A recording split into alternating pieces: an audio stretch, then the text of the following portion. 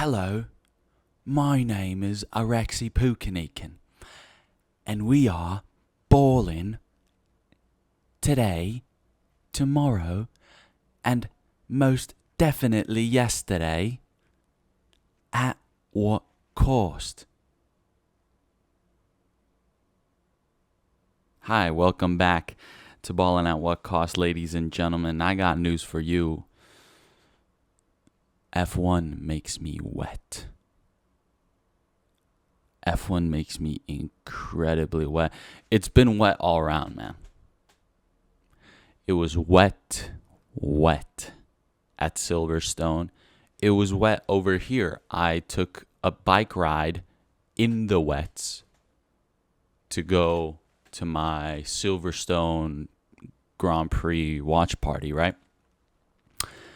I was feeling like Nico Hulkenberg out there, man. On my way, I know that this bike that I'm on is like a kick Sauber type bike. It's like a city bike, right?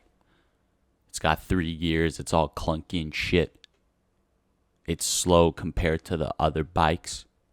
But I felt like Nico Hulkenberg in the kick Sauber, man. Something about it. And Nico Hulkenberg, who started his F1 career at the 2010 Bahrain Grand Prix, has since started in 239 races throughout his F1 career, retired once, came back, and was never fortunate enough to finish a race in the top three, which would equate to a podium position. Until last weekend at the Silverstone Race track, in the wettest conditions of the year so far, Nico Hulkenberg, P3, steps on the podium, and I'll tell you, man, I was wet. My eyes were wet. It wasn't like full tears. I couldn't do it in front of the boys, dude. I can't do that, dude. That's like really, really not like, why can't I do that? Hey, dude.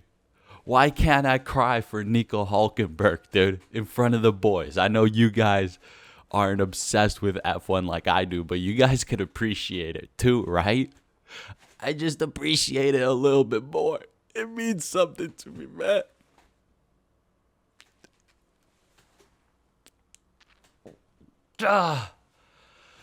Nico Hulkenberg. Thank you, man. What a ride.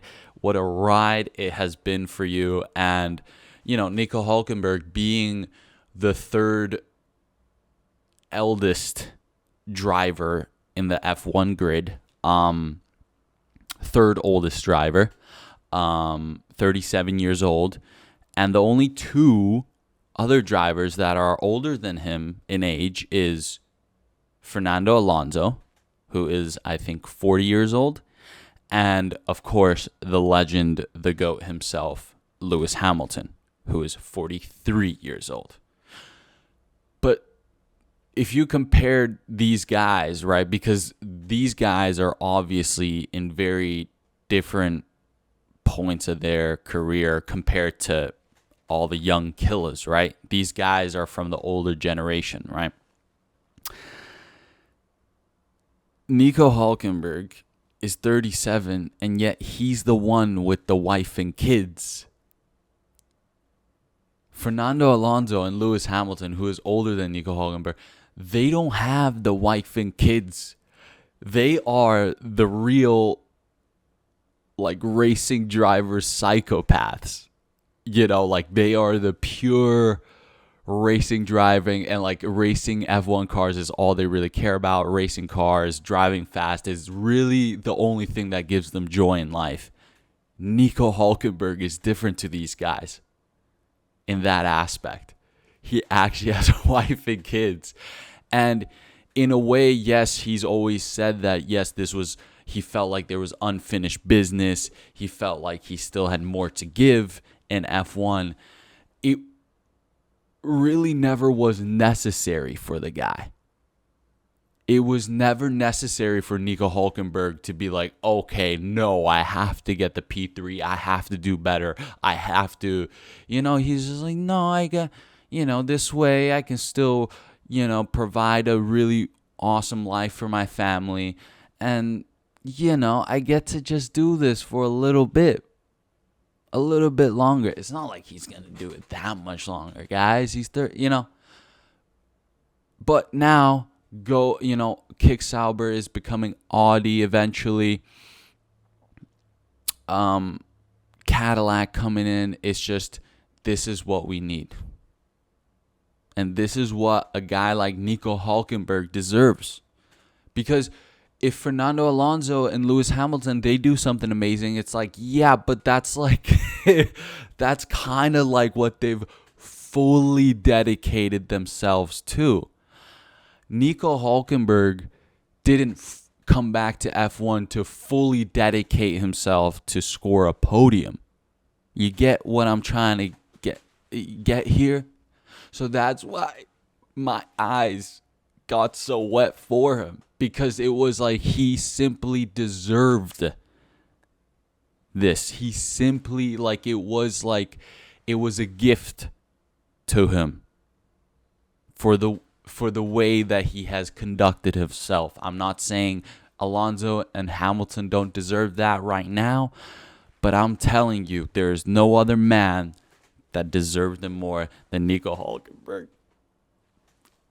Again, I can't, but I'm so wet, dude. F1 makes me so wet, dude. This is insane. The racing that we saw throughout the weekend, and now with Nico Hulkenberg doing this, literally, okay, we're still talking about Hulkenberg, right? Because I do think it's the biggest story from Silverstone. He's literally on the greatest run of any F1 driver this season so far. Arguably, I would almost say Piastri after the first two races, and then he went on a freaking tear. That was insane. But what Hulkenberg has done since the start of summer, right, May to June, and all the way up until now, in the last 4 races, Hulkenberg has scored 31 points, while Max Verstappen in the Red Bull has only scored 29 points. And these were insane drives as well. It's not like he was qualifying into Q3. We're talking about Nico Hulkenberg. Nico Hulkenberg starts in P15 in Spain and makes a recovery drive, safety cars and all that, ends up in P5. That was already crazy. Then we go to Canada, P11 to P8, another consistent positions gained into the points. Then we go to Austria, starts at P20, ends up in P9.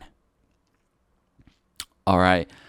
And now Silverstone starts in P19, so not dead last, but pretty much there, dead last, and ends up in P3. I mean, this is absolutely insane. So, Nico Hulkenberg, so far, it's been a Nico Hulkenberg summer. Let's see if it switches up round 13, round 14. By the time we get to round 15, we'll get to kind of decide what kind of summer it is. But as of right now, summer 2025 in the Formula One world belongs to Nico Hulkenberg, all right? Even though the man right now on top, who is number one, is Oscar Piastri.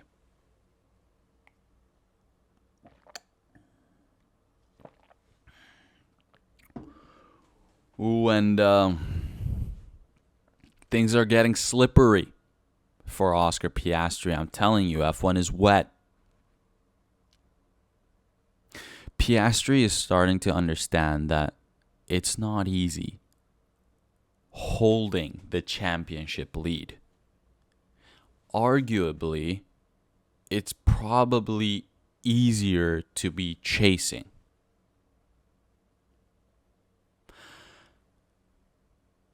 It's like when you're with a chick. Let's be honest here. He almost went flawless mode to chase the championship lead to Norris at the very start of the season. Ended up doing so. Took a bit of a lead. Right, Canada. After Canada, we were going like, hey, dude, Norris is going to have a tough time. But who knew after Canada, it came back around, man. That's insane. Right? And it's almost tougher. It's almost tougher to keep it there. You know, you start, but to keep it there, it's like when you're with a chick. I'm trying to drop some knowledge here. It's kind of easy to get her wet to begin with, but it's fucking hard to keep her wet throughout. You know what I'm saying? You gotta be a fucking master to start it, but also to keep it wet. You know what I'm saying? So Oscar Piastri is having the tough time now. It has completely flipped upside down after Canada. Right. In Austria, Oscar Piastri gets screwed over by Franco Colapinto not noticing him, or, you know, miscommunication within Alpine. And then while trying to lap Colapinto, Piastri gets pushed off track. And actually nothing to Franco Colapinto. I might be wrong, but I think Franco didn't even get any impediment from it. So Oscar gets screwed over in Austria, right? In his mind, at least. And then now in Silverstone, the 10-second penalty after a wrongful, or from the FIA standpoint, a wrongful safety car restart.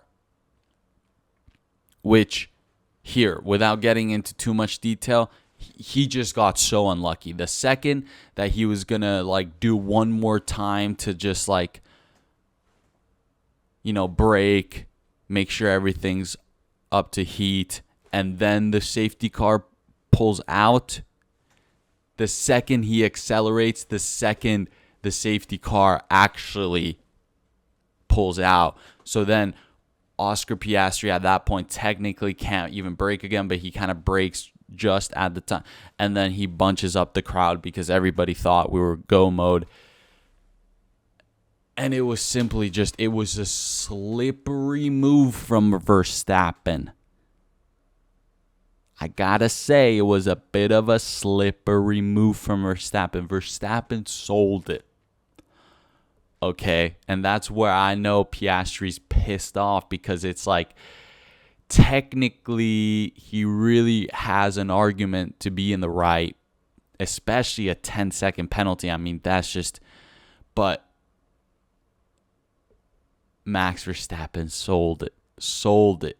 If you watch the replay of Max Verstappen's onboard when he goes past him, you can notice that Verstappen very slowly braked and was like, oh, and then, it bunches up the rest of the crowd.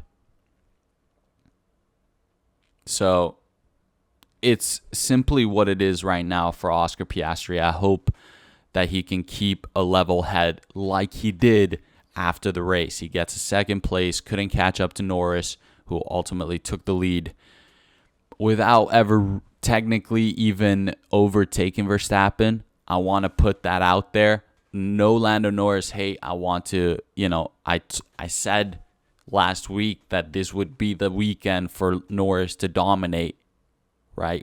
If he really wants to, right, at home. Norris did everything he did. wins at home, which is another glorious victory for him, memorable one. However, Lando Norris never overtook Verstappen on track, while Oscar Piastri did. Even though Verstappen was obviously slower, Verstappen ran off track, and Norris took nothing against it, but I'm just saying, Verstappen, if anything, how tricky and slippery he is. Like I said, might have just, dodged a bullet just for him to pit. I don't know. So it was a slippery one, but Oscar, keep being a savage, dude. You were savage afterwards. You didn't let it slip at all. You made it very clear that you were upset, and that's what exactly you needed to do. But yeah, man, if you come back in Spa, win the sprint, make a couple more jokes, Spa is more favorable for you anyways, brother. So that's that. Shout out to Oscar Piastri, 8 points ahead of Lando Norris in the championships now. It's getting close. Now there is a possibility Norris might take it back. Who knows? But we are exactly halfway through the season now. So that's a beautiful way to kind of go into the second half in terms of the championship race. Now let's go to Lewis Hamilton at the Silverstone Grand Prix. He did everything he could. He did everything he could, man. I think Lewis gave it his all, as he always does at home.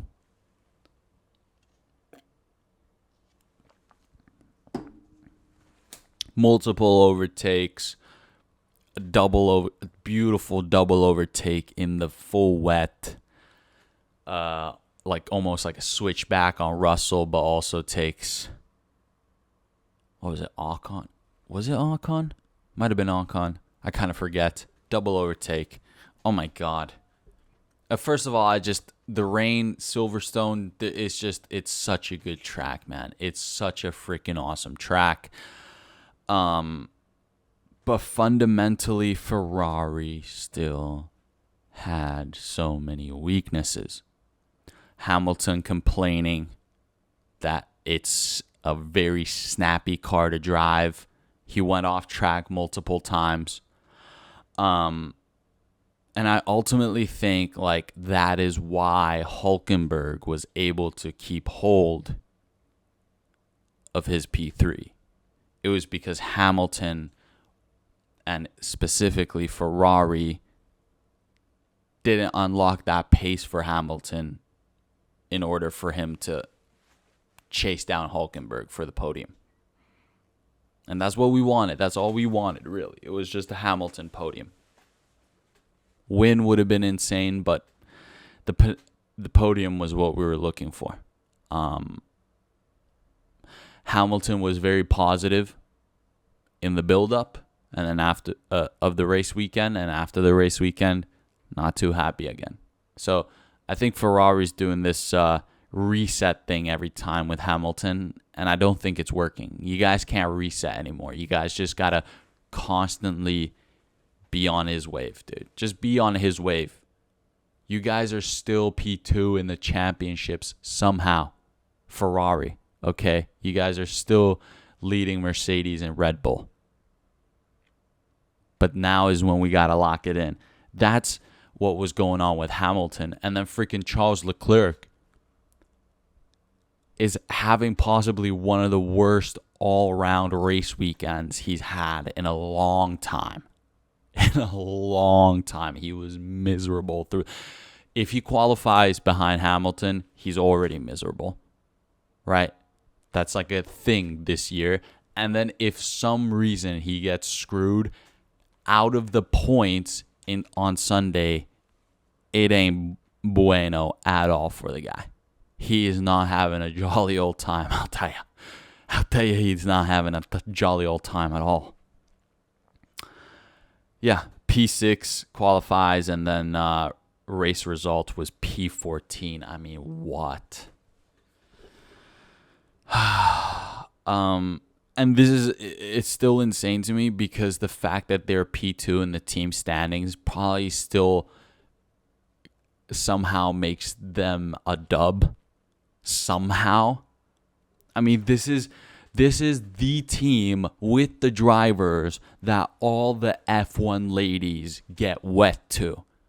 I am not incorrect in saying percentage-wise, if there are ladies in the world that, you know, rub one off to fucking Lewis Hamilton and Charles Leclerc, it's probably Ferrari, the Ferrari guys. It's like, if you're going to masturbate to a Formula One driver, it's most probably freaking Lewis Hamilton or Charles Leclerc. I don't know.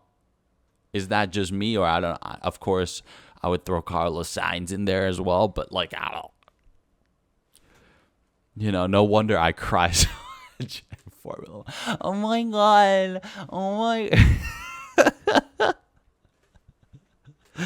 Yeah. Anyway, but I'm not talking out of my pussy right now. You know, the two most handsome 11 out of 10 guys on the grid, Charles Leclerc, Lewis Hamilton, they ain't really like that. They aren't really like that right now, which is confusing. This is very confusing. All the ladies in Formula One that think these guys are like the shit, which they are.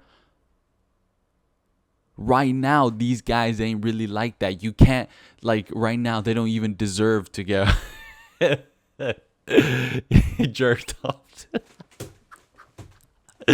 You know what I'm saying? It's like, it's similar to like these nerdy ass tech guys who are like getting a boatload of money, like these AI tech startup guys who are like just getting rich off their bums.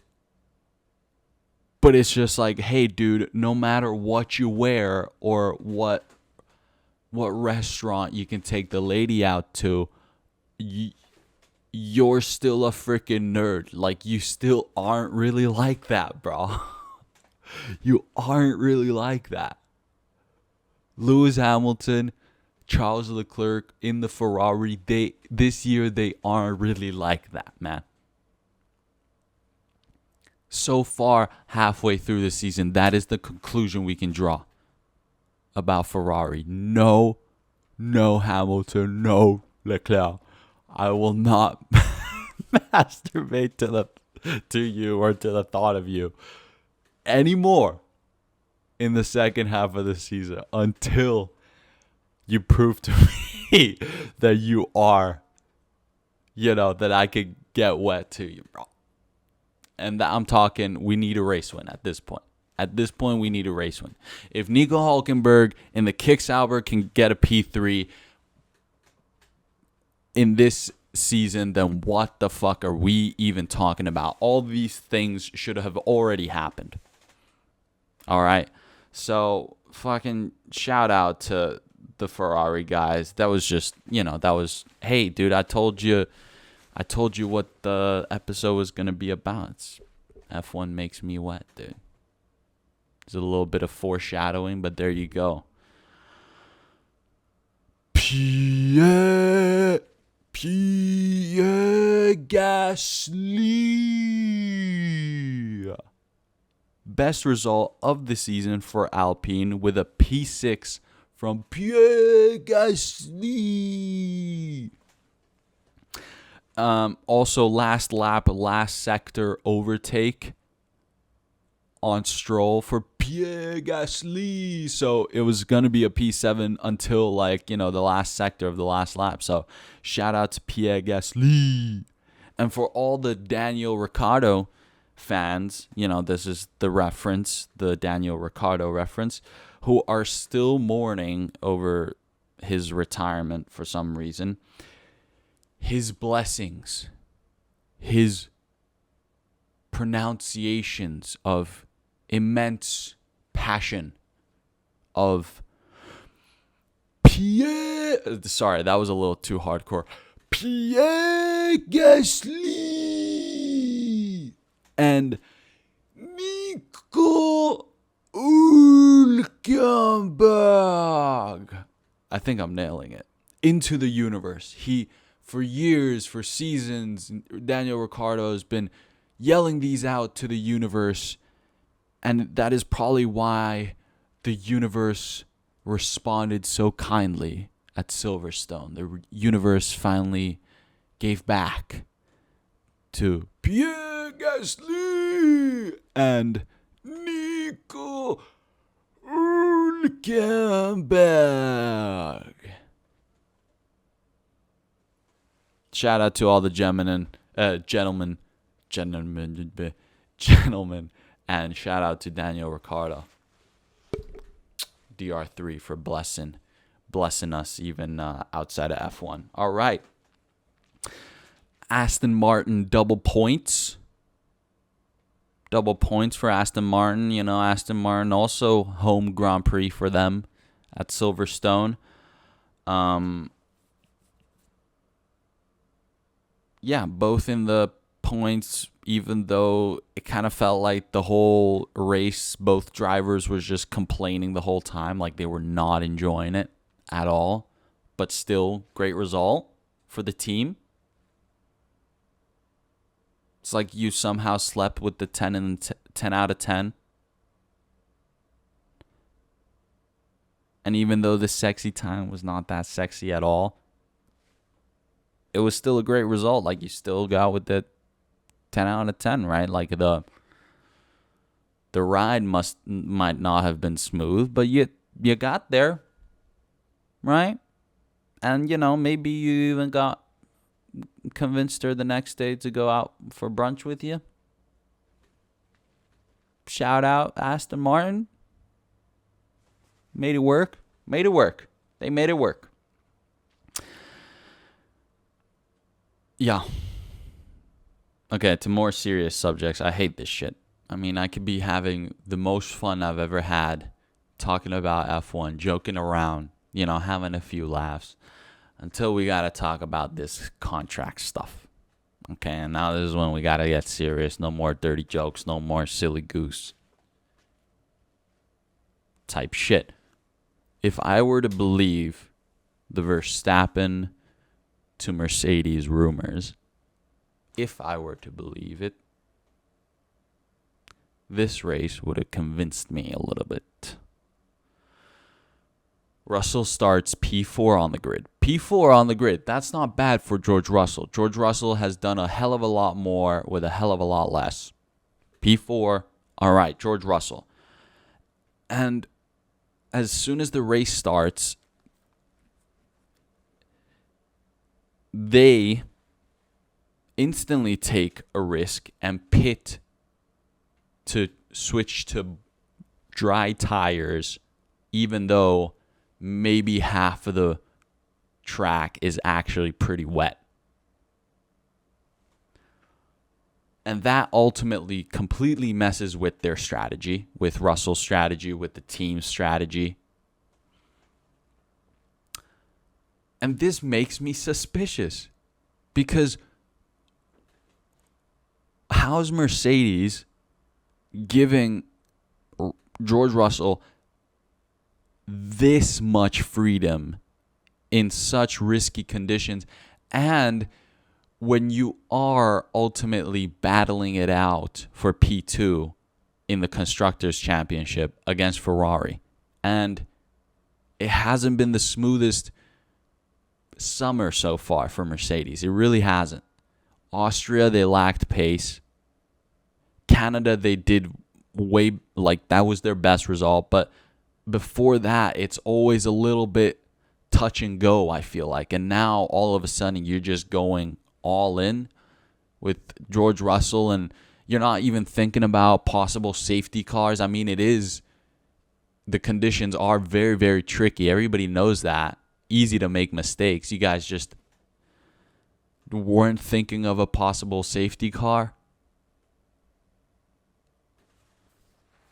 Like that, and you just let him? I'm not saying George Russell is a dumb dude. Like, he's gotten a lot of success by taking big risks. He is that type of guy at points, right? But I just feel like they could have played it safe with Russell, and they would have done still quite a lot.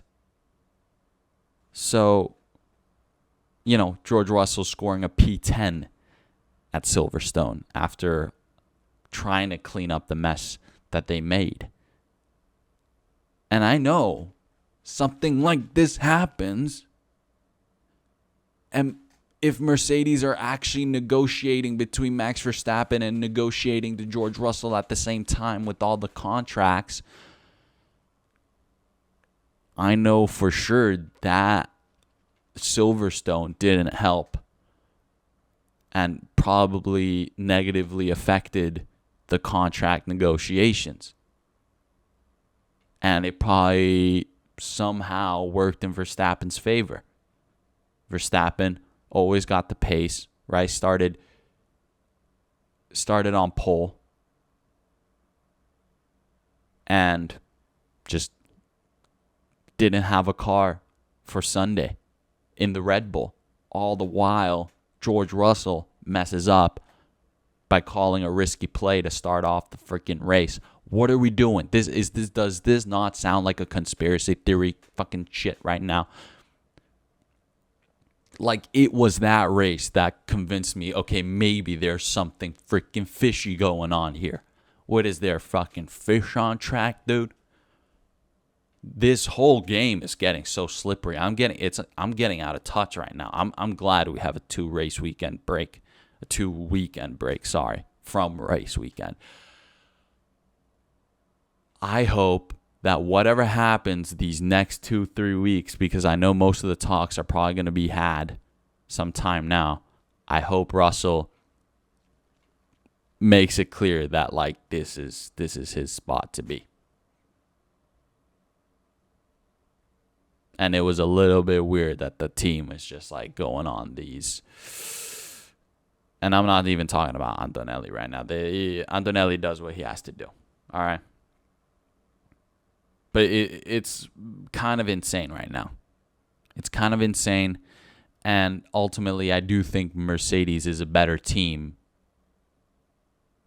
than Ferrari. I know that's like a crazy thing to say, but right now, this year, I do think so. But hopefully they reset in Spa. Let's hope they reset in Spa. All right. Tough day overall. Tough day at the office for the rookies. Of course, you need a lot of experience to deal with those extreme conditions. I mean, everyone got all the rookies except one got wiped out. I mean, Bortoleto lost it on the dries and the wet. Lawson got taken out. Isaac Hadjar, Antonelli. I mean, the wettest the track ever was. They couldn't see nothing. Isaac Hadjar just ran into Antonelli. But what can you, like, literally, you can't do anything. Like, that's literally race incident. Those both out. And the only one who survived still somehow, Ollie Behrman survives everything, even though I think he goes off track like twice. I think he had an incident with Ocon, his teammate. They both spun out at the same time. It's somehow Ollie Behrman still almost got into the points. So shout out Ollie Behrman for, keeping it in one piece through the race. Only rookie to do so. It's tough to not crack under pressure when it's really wet. All right. Young guns got to get a little bit of experience in the wet, brother. In the deep end, brother. All right. Alrighty, Roo. Last but not least, these are my boys. I like to end it off always with them because, guys looking over these guys, man. Alex Albon back in the points where he belongs. And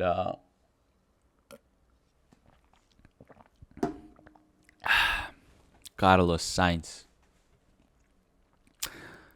It really is in God's hands now. this first half of the season has been horrible, bro. You know it. I know it. And we bond. We bond through it. Okay. But the fact that your former teammate Charles Leclerc can't handle the fact that you in a Williams are direct competitors some race weekends, but you can handle anything. I mean, I think Leclerc was just frustrated. And this is what happens, dude. Ferrari frustrate Leclerc so much that he fucks my boys up, my boys' race up. It's just, it's stuff like this where Carlos Sainz is always like, hey, dude, I'm just doing my thing, dude. Can everybody stop fucking with me for once? All right. First half of season, it's been that for Carlos Sainz. So now, going into the second half of the season, man, it's in God's hand, man. And I believe in God. I believe in you, Carlos Sainz.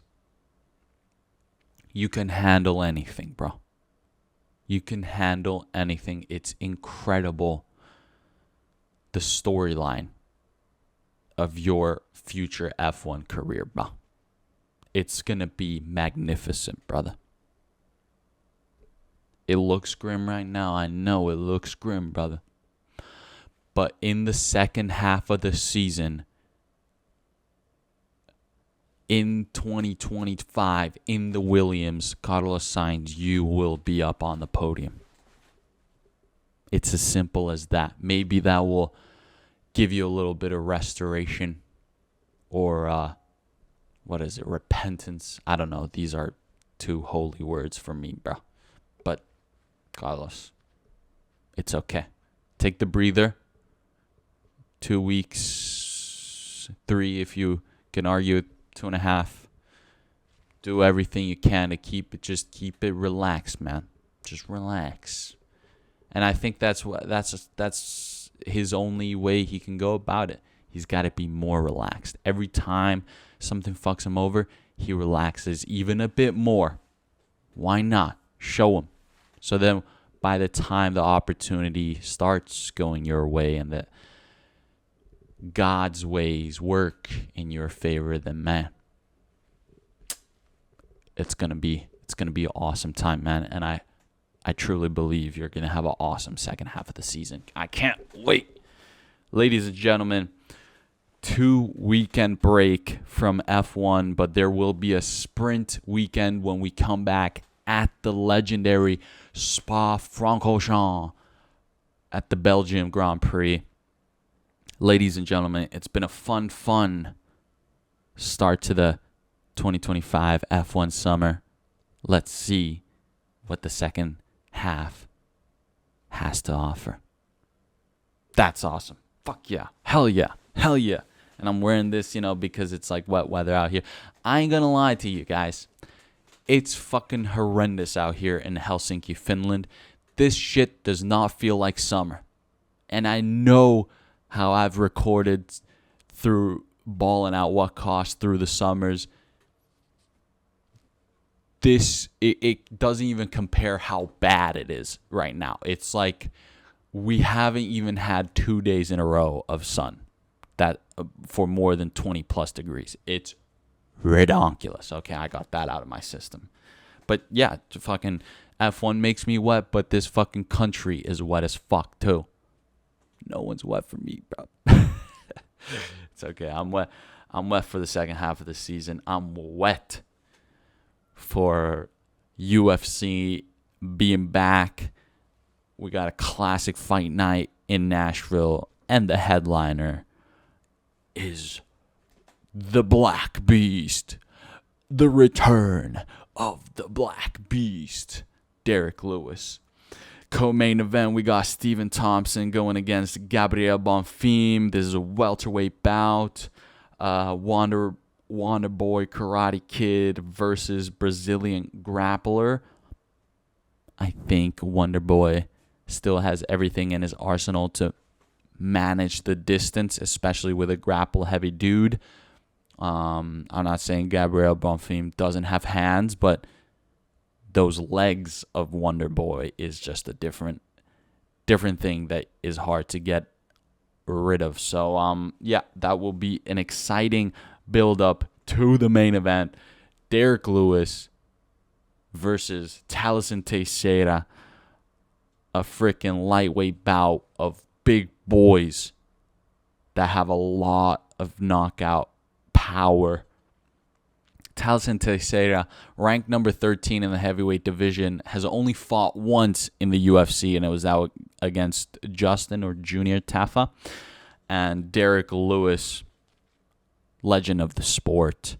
There's not much to say other than my balls is hot. Derek Lewis, main event again. I mean, no one is a better main event than this guy, especially in a town like Nashville. I'm scared for Derek Lewis. I am not going to lie, because this Thaleson Teixeira guy is a freaking genetic phenomenon. His freaking arms are freaking long. But then again, fucking Black Beast dong is long. Nah. It only takes one shot when you're against Derek Lewis in the cage. This is a 5-rounder, which is insane. I did no way this goes 5 rounds. The thing I'm scared about is, yes, Thaleson Teixeira is dangerous with the striking, but then it also in the clinch, it's just like this guy can just throw insane elbows. I mean, his knee is going to be so close to Derek Lewis's chin. And then also, if they're just grappling, they're trying to do a little wrestling. I mean, Thaleson Teixeira's freaking arms might just easily wrap around Derek Lewis. I don't know. But Derek Lewis, the Black Beast, all it takes is one, dude. We saw what he did to Volkov, who obviously had a reach advantage. All it takes is one shot with Derek Lewis. And to be fair, Derek Lewis much, much more experienced than Thaleson Teixeira. But this is when we see the excitement in the ranked heavyweight division in the UFC. Wonderful weekend up ahead. I get to chill out a little bit. Going to be watching Wimbledon throughout the week. Actually, I'm going to hop off this recording of the podcast, watch a little bit Chabalenko, what is her name? Fuck. This is where I mess it all up. But anyways, Carlos Alcaraz, I think is playing as well right now. Wimbledon, fun stuff. I'm just trying to catch a little bit of everything, man. And Wimbledon, for sure, I love the crowds there. It's actually like very like, it's not chaotic. It's like the opposite of a UFC crowd. It's not chaotic at all. It's very civilized, very, very civilized. And yeah, and athletic and fucking high level skill. I mean, these guys are doing some fucking gravity physics defying shit out there with a tennis ball. So yeah, Arena, that's who I'm thinking about. Arena Sabalenka, beautiful, talented, powerful, playing right now actually. Yeah, have a great weekend. It's been a fucking fun time. I'm glad I'm back in the studio. No more unexpected trips ahead, hopefully. And F1, keep me wet. Weather, keep me wet. Fuck it. This country's already committed to a horrible summer, so just keep raining down on the brother. I will catch you guys next week. Stay ballin', ladies and gentlemen. And I love you.